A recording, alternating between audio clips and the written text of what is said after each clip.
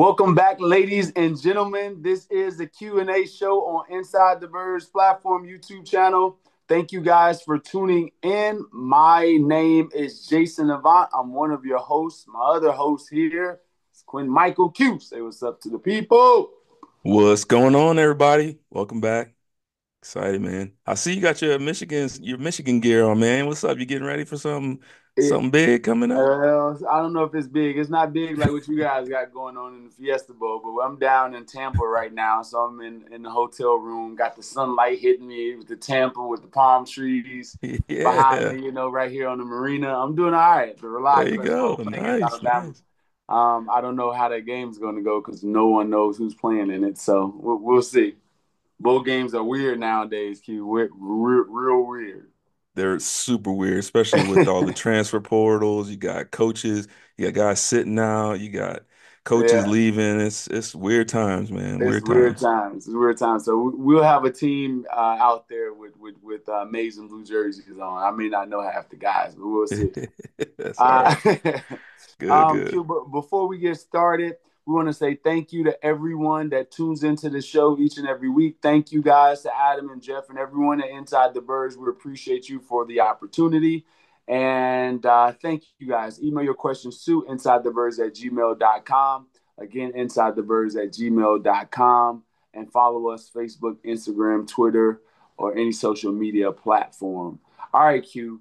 We have dog walked the Cowboys all year. First time we swept this team since 2011. That's when you and I were back in our day with Michael Vick and all of that type of stuff, right? So, Dang, yeah. first time the Eagles have swept this team, beat them pretty handily, 41-7. Defense calls 4 turnovers. Backup quarterbacks came in and played extremely well. What's your thoughts? Big picture takeaways of the game. Yeah, man, this team looked phenomenal. Especially when you consider, starting quarterbacks out. Dallas is on kind of not they kind of suck right now. The coach is about to be fired, so um they probably weren't playing their best game, but that's still, I mean, you got your third string, your basically your emergency quarterback coming in and executing the game plan flawlessly. Defense getting turnovers, covering guys all down the field. I mean, just top to bottom, special teams as well. This team just looks damn near unbeatable right now. Yeah, I want to say this is that the Eagles lost the week before against the Commanders, and you saw Garner Johnson go out of the game because of kicked out of the game, and then he comes back and has 2 interceptions, 1 pick 6, and Devontae, basically the game, I believe that he felt responsible for that game because if he catches the ball in the Commanders game, the game is over. Then he comes back with six receptions, 120 yards, and 2 touchdowns. Should have been 3 touchdowns. So those two players kind of turn the corner, and also just kind of assures everyone like that's an anomaly. This is who we actually are, and it was good to see Garner Johnson get that pick in that situation. Was an outstanding play in robber coverage. Just a great job by him. They secured the 2 seed. They can't get the 1 seed after last night's game, the Vikings versus the Packers. So they can't get the 1 seed. So what do you think about them playing either the Commanders, depending on what happens these next couple of days, or the Packers? Okay, cool. The Well, first of all, Commanders. before we get Okay. to that, I have prepared a special drink today. These are prime, pristine Cowboy fans tears, man. Oh, let me get a sip of this first. Ah, very nice, very nice. All right. Yeah, I totally just got sidetracked. What was your question again? Yeah, no, that is funny. You should. You should. Yeah. Cowboy Um, tears. I know, like, there's a lot. I was outside of the game yesterday for tailgates. I had tailgate responsibilities, and it was, and the craziest thing is, it was less Cowboys fans there than I've ever seen. They knew that they were about to yeah. get. Normally, you have the obnoxious people, talking junk. They were humble. Every Cowboy fan that I came across was super humble yesterday. So I was like, yeah, we own you guys. Yeah, I love it, man. Yeah. Anytime you can humble them guys, man. All right. So my question to you is okay. So the Eagles secure the number 2 seed. They don't have anything to play for in week 18 versus the Giants. So since they secured the 2 seed, they're going to likely play either the Packers, which currently stands at the 7th seed now, Yep. and or the Commanders, depending on how week 18 goes. It could be one of those two teams, either the Commanders or the Packers. The Commanders with Jaden Daniels came back again last night against the Falcons, played exceptional overtime victory. Zach Ertz game winning touchdown, but him just being dynamic, Jaden Daniels being dynamic. And then you have like the dangerous weapons and the quarterback Jordan Love and the talented defense with the Packers, great coaching with LaFleur. Which one of those teams do you think the Eagles have the better shot against in the first round? Yeah, I that's a tough one, man. I think both teams are playing great football right now. Very well coached. I think Dan Quinn's definitely underrated as a coach, and so is God, what's his name? It's blanking right now. LaFleur. LaFleur, Mm-hmm. phenomenal coach. I would say right now I would rather play the Packers. Just because of it's tough to play a team 3 times. There becomes a lot of familiarity, and not only that, team that's in your division. Obviously the last game against the Commanders didn't go. That like you said before, there was a lot of uncharacteristic things that happened in that game. I would just rather see a different team. I think we have I wouldn't say a better chance. I think it's just as tough, both teams, but I'd rather see the Packers again, over the Commanders. What about you? I'll say bring on the Commanders. Bring them on. You got lucky. Our quarterback went out. Your quarterback played dynamic down the stretch and made some plays. We had some uncharacteristic mistakes, but bring on the Commanders. Yeah, it's the third time, but we want to show you that it was luck. And if you didn't kick our safety out of the game and you didn't, have a late hit on a quarterback, we would have mollywopped you like the game was going before. So yes, we want to see the Commanders. I don't want to see the Packers. I want to see the Commanders. Go ahead, Commanders, and lose this 18 game so weekend this 18th or this your last game at the 18th week so we can see you in the playoffs in the first round and beat the brakes off you guys because I don't want to hear the Commanders fans anymore. I like it. I like How it. about Bring it how on. about that? All right, let's keep it going, Q. Yeah. Jalen Hurts leaves the game. The get prior leaves the game, the Commanders game, concussion protocol, couldn't play. Kenny Pickett comes in to play. Also, Tanner McKee has his first NFL appearance. Um, Come on, talk about it. So let's no, let's go here first. Let's go here. Saquon. We got to start with Saquon. Saquon rushes for 2,000 yards this season. Has 167 yards this game here, 31 carries. Um, there's nothing to play for, Q. There's nothing to play for. The only thing that you can play for is NFL preeminence. Do you want the NFL history in your hands, known as the Eagles offensive line and Saquon Barkley, Jeff Stoutland has become the greatest running attack in the history of the NFL. Do you want that or do you want to try to win the Super Bowl, which is not guaranteed? Listen, man. I've been thinking about this. I've been going back and forth on this. First of all, it's always FTG for me. I hate the Giants, so I want to destroy them. I don't care who plays. That being said, dude, this is a record that stood for almost what 30 years. It was 80 was 84 he did it in or something like that. Yeah, so it's been a long time. 94. Yeah, it's Yeah, long. it's been a long time, It's been almost 40 years. Go ahead. I trust in the conditioning of Saquon. I trust in this line. I say go for the record, man. It's forever record. They've earned it. This team, this is something that they can not only just for Saquon, but the entire offensive line, just like you said, coached out. This is a record for the entire team. And so I say go for it. It's 100, what, 101 yards, I believe he 101 needs. yards. Yeah, 101 He yards. could do that on 2 carries. Yeah, it could possibly It's be. possible. Two It's carries. So possible. I know the injury, the worry about the injury and all that, but I would say get the record, man. You get one chance in life to get this. And again, like 30 years ago, that's how long the record's been. You might not get another chance ever as an Eagle. So I say go for I it. Here's the It's thing. it's tough though. It's tough, and I don't think that you can live it down if you let him go for it. I want to see him do it, but I just don't think the Eagles will do that. I just don't think they'll do it. The reason I don't think they'll do it is because they have the end goal, which is a championship. You only have this championship window for so long. You don't know what's happening with Becton. You don't know what's happening with Bond. You don't know what's happening with a lot of Darius Slay. You don't know what's happening with a lot of guys on this team, right? So you don't want to waste that championship window on a stat rather than the final goal, which is winning the Super Bowl. So I get that. But I also get the fact that this has never been done before.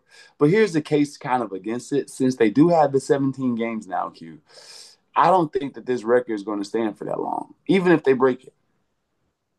I That's don't good. think this Yeah. record. I don't think this record is going to stand for that long. With 17 games, I think there's going to be Ashton Genty, or what's his name? Yeah. Um, You said it right. yeah, Yeah. a guy like that breaks 77 tackles every time he touches the ball. Eventually, somebody like that is going to end up averaging, 150 yards a game, 140 yards a game for 17 weeks, and it could be on a team where the a team where you have to rush a ball. So yeah, I don't think it's going to stand for that long, but I would like to see him do it because that's a case for him in the Hall of Fame. Also a case for Lane Johnson and other guys for the Hall of Fame. So Yeah. I would love to see it. Here's my thought process with it, and we'll move on. Here's the way that you can do it without any backlash. You go out there, you warm up. Saquon is in uniform, but he's not playing. Let him go out the first series. Gainwell goes down with a hamstring. Will Shipley goes in there and he gets banged up mysteriously. Now you got to put Saquon in. And now there's no backlash because there's nobody else in your roster that can play. So I think they should do a team fall on the sword moment with the running back. So Nick Sirianni's protected, the team is protected, and go ahead and get that record. I had to play him. I had to play him. I had to play him. Yeah. We had nobody else. There's nobody else in the stable. I like that. I like that. I like the way you're thinking, man. Let's get it done. Let's get it done. Conspiracy theorist at his finest, right there. But I Oh do man. I do I do think Q. I do think that they should have left them in the game versus the Cowboys a little bit longer because I think it's a lot easier getting 50 yards than it is getting 100 yards. You know what I mean? So or whatever it may be. So I thought they should have left them in the game just a little bit longer against Cowboys if they wanted to go for the record. Yeah. Well, Because so they were just starting to he was just starting to rip off runs when they started to take him out. He was starting yeah. to get 10 and 11 and then 20. It was 5 and 6. It's just started to build. It was 3, it was 5, it was 6, it was 10, it was 12. It was starting to build. He was on the verge of about break a 60, 70 yard run eventually. Yeah. That's a good point. I Yeah. didn't think of that. Yeah. My thing though is like I've always been kind of against the idea like when teams are going into the playoffs, they know they're going to the playoffs, all right? They don't have a bye week this year, right? Mm-hmm. I've always been against the idea of sitting a guy that last game because I just feel like you have so much momentum going into the playoffs and then you get like this kind of lull. And Yeah. so, if anything, if I'm the head coach, I'm playing the starters the first half. And I understand the risk of injury, but also, I mean, these guys they work hard. They train hard. They'll be fine. And so, um, my hope is they play the starters first half. Just give Saquon some good carries. Give him opportunities to get out in the open. Let him get his 100 yards. Let him get his his record, and then that's it. Pull it started after the first half. That's what I'm hoping for. But That'll be some motivated football because the defense would be like, dude, we got 3 and outs. We got to get these boys off the field. Get them off the field. We don't want them yeah, having the ball that long. yeah, Let's get Saquon his record. You know what I yeah. mean? That would be a total team deal. All right, Jalen, that just goes in. Jalen, is he going to play this final game? Would you risk playing Jalen this game if he's coming back from a concussion and he's going to? And this is opportunity for him to get multiple weeks of rest. So you say I should, based on what you just said last time, maybe you're thinking that he's going to play. Yeah, I would play. I'd play all starters first half, regardless of the score, regardless of what happens. Pull them after the first half. I think if you go into the situation where he missed last game, pretty much, because he went down first. I mean, the game before that, he missed the rest of the Yeah, three he quarters went of down in the the first the quarter. Commanders game, Hmm. and then this game. So now you're looking at possibly 3 weeks or 3 games that he's missed. Um, I just think for Jalen, he needs those reps. He needs that continuous experience of seeing the ball because as you know, man, when you get to the playoffs, everything is different. The teams play harder, Yeah. teams move faster, the game speeds up tremendously. And if you have 3 weeks off and then going into that as a quarterback, I feel like he'd be better served getting some snaps in this game, first half. So that's my thought. Okay. All right. I think you got one question there. I agree with you. Yeah. Yeah, I don't know. You can't play this game worried about injuries. If you play the game worried about injuries, that's when they count.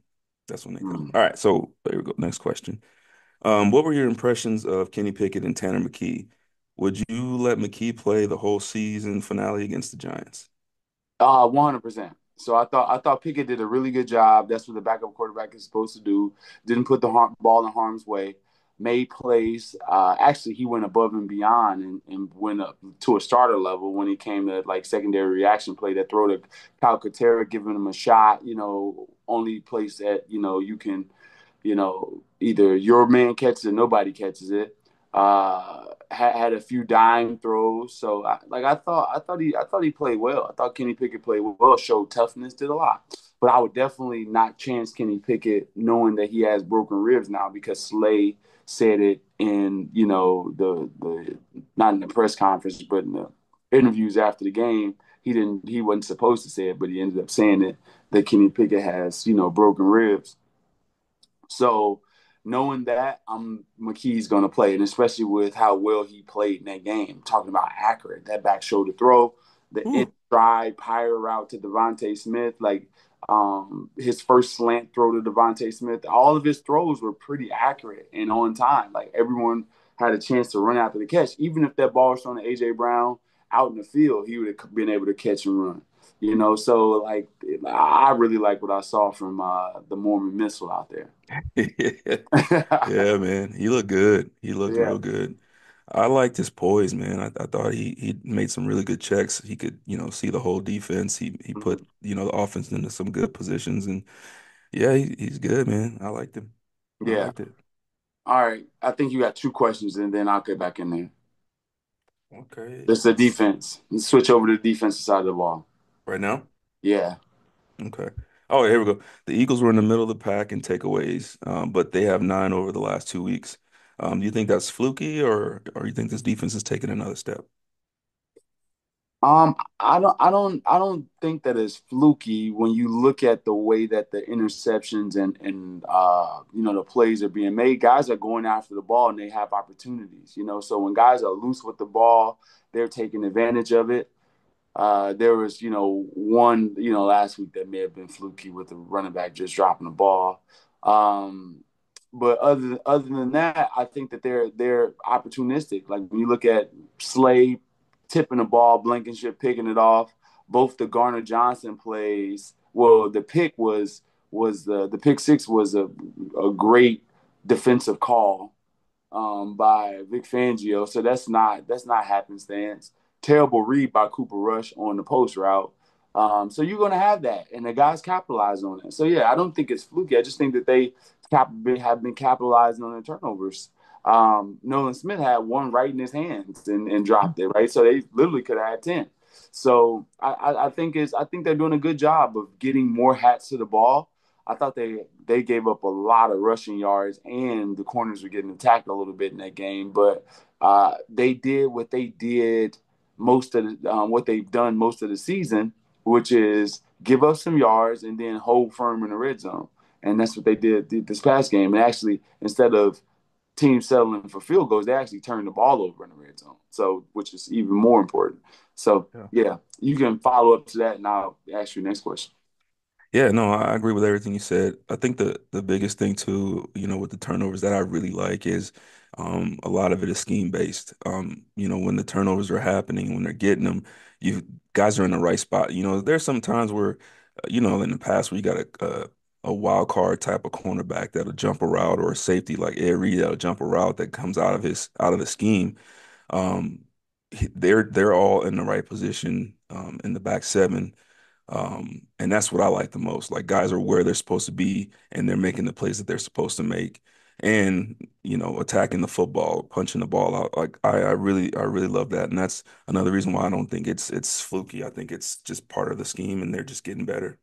That's why the Commanders game is so frustrating because the touchdowns that the Commanders scored last week was all the Eagles' mistakes. And if they are in position, like their normal position, they force Jaden Daniels to throw the ball in tight spaces, which will probably end up in turnovers, right?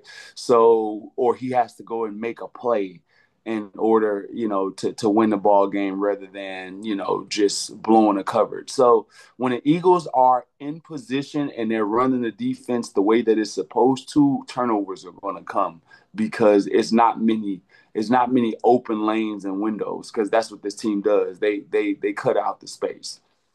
Yeah. All right, I'm going to ask you this question, Q. The Eagles have just two total sacks over the past two games. One came from Jeremiah Trotter Jr. in garbage time versus Dallas. Cooper Rush wasn't under much duress. Do you have any concerns about the edge pass rush? No, I don't.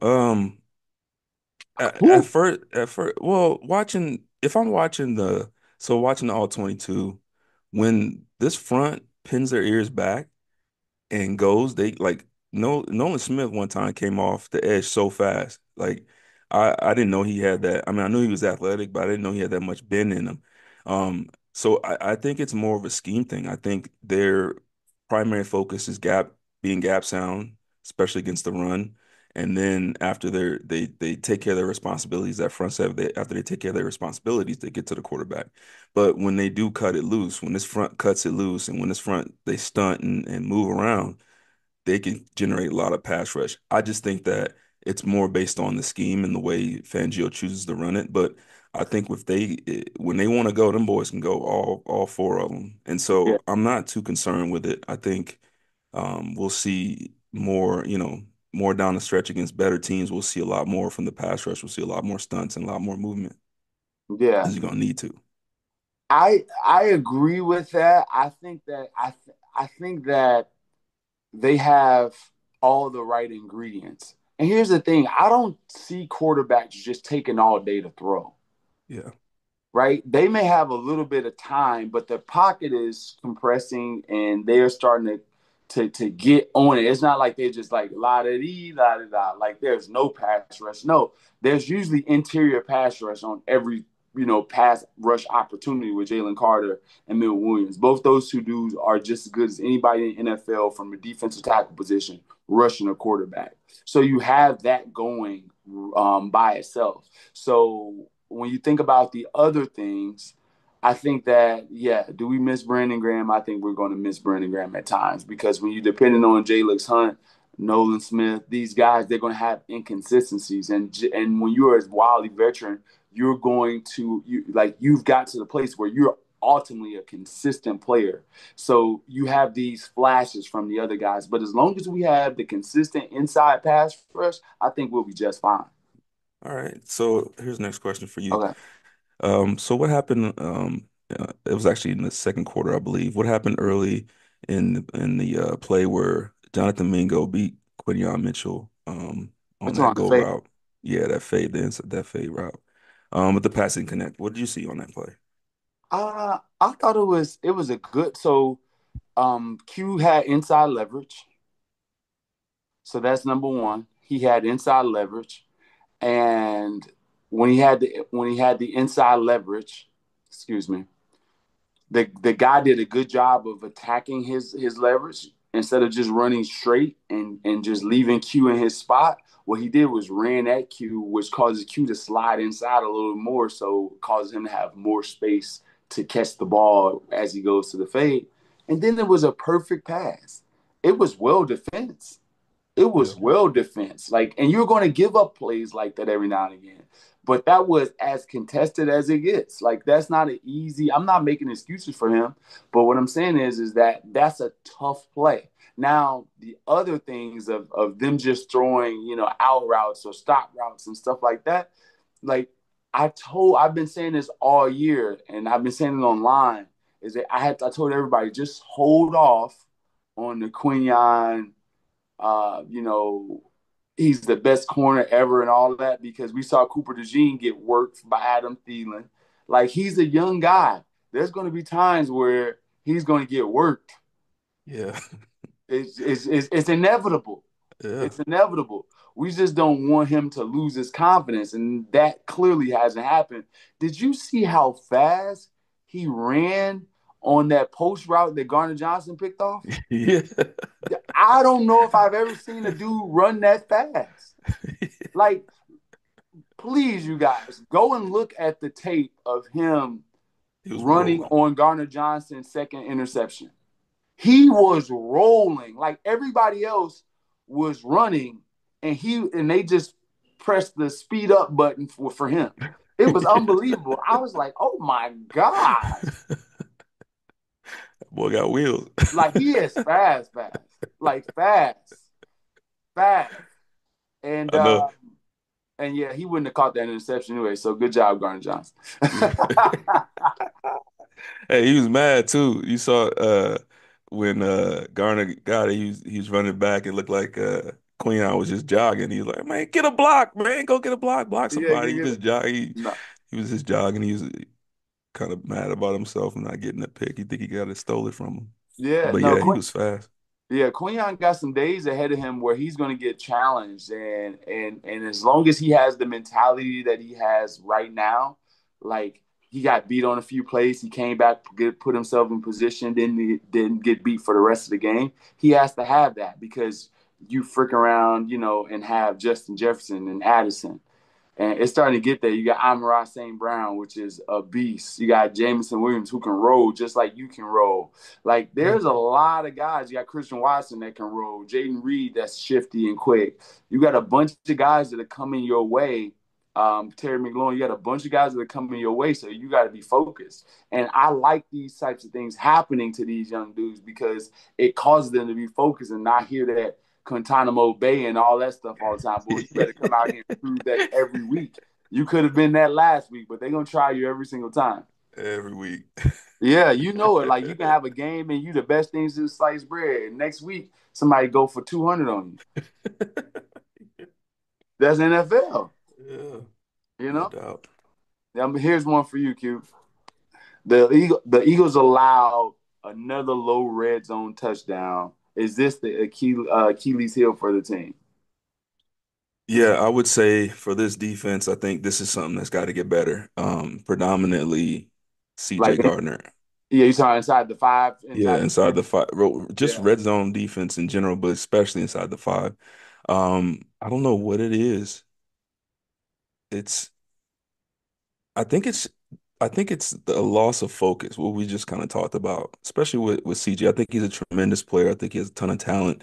Um, but he's got to get his eyes in the right spot in the red zone. And it's not just him, it's a couple guys and understand what the offense is trying to do and understand that everything down there, especially 5 yards and in, is fast. Like, you don't need to get a lot of depth. You just have to make a decision quickly, understand where the leverage is and take the air out of all of the routes. And I think that's really the Achilles heel of this team. Like, if we go back to what happened last week, and I missed last week, and I really wanted to talk about that touchdown on the middle read to lose the game that Jalen Jaden They Daniels Daniels, threw. yeah. So they were running cover two. And usually in cover two, you have a middle runner. So the Commanders run an empty set. So as a Mike backer, which Bond, I think even before the play looked, they were all kind of out of sorts. Yeah. When you're playing in the low red zone and you're playing a cover two as a middle runner, the Mike backer, you don't have to open up. All you have to do is backpedal straight back. And if he did that, and then McCollum was where he was supposed to be because they ran a middle read on the backside. The way that's supposed to work is if the Mike backer is at about 10 yards in the middle of the end zone, just square, it should be who was it that caught? I can't remember who caught that. The guy that caught that was Crowder. Crowder. As Crowder's coming over the middle, you got the Mike backer sitting here, so he's got to go behind him, and then you should have both safeties overlapping. So it should be three guys on the middle read. And the way that that worked out is not how it's supposed to play. And so I just think little things like that and understanding that you don't the red zone defense, even if it's the same coverage, everything, like if it's a cover three or a cover one in the middle of the field, you play it. You can still play it, but everything is a lot quicker and tighter in the red zone. And sometimes I just feel like they they don't play well off of each other. They don't understand in the back end where they're supposed to be based on coverage. So Mm-hmm. I definitely think, I kind of went on a tangent there, but I definitely think that this is their Achilles heel in that back No, seven. let's talk about that because I had a different coverage, which we're close. It looked like cover six to me. It looked like cover two front side. It looked like column had like a four back side, Mhm. but the whole thing was messed up because N'Kobe Dean was completely outside of the Yeah. slot receiver. I was like, what the hell are they doing out here? Like that right there. So because he didn't have a middle read, he had like an inside slant. So it was like this little slant like type of route. But if the linebacker's inside of him, the safety doesn't feel the pressure to take that. Yeah. You get what I mean? Yeah. So, but since he was outside of him, he see this dude running at him. Of course, he's going to plaster onto him. But if the linebacker is in position, he's not going to even feel that route. The safety Yeah. won't even feel that route, which will naturally cause him to look to number three backside. Yep. So I was like, but first of all, before we get to that, who in the hell plays cover two in that situation with 10 seconds left? Yeah. I don't know to Yeah. me. That's a I bad agree. call. But I can't like I love it what Vic Fangio has done this year, but that's a freaking horrible call. so I love if it was cover two or six, I do love cover two in the red zone. I think that because you can let your front get after it and you Mm. still have guys that they're just playing football. And if you play it well and you understand where you're supposed to be, it's very tough on the quarterback. That being said, I do agree. I would have went after him. I'd have sent hell. I'd have unleashed I everything. I don't know any defense coordinator that's in this league that's not going to go cover zero in those situations. 10 seconds left, Yeah. and the team is on the freaking seven, whatever it Yeah. was, whatever. Like because Zach Bond had a situation where he couldn't be right Yeah. because he had Ertz underneath him. So it's gonna Yeah. be a touchdown either way because that's what cover two does. If you're two outside backers because to me that's the key to those coverage because they have to squeeze and compress those guys once they recognize what's behind them and all that stuff. If they can squeeze and get in position, that's what Lance Briggs used to do. Like he would cover up, Urlacher so well because he would make it hard for you to get to him. Yeah. Hmm. You know what I mean? He would touch you like you trying to get to the middle of the field. He touched you first. Now you done declared your route already, and Urlacher's like, oh, this is easy. Yeah. So yeah, but that's the past game. Let's get off of this one. Yeah. The Eagles are uh, number two seed, headed to the Giants game. Saquon has the rushing record for Philadelphia Eagle. Will he get it for NFL history?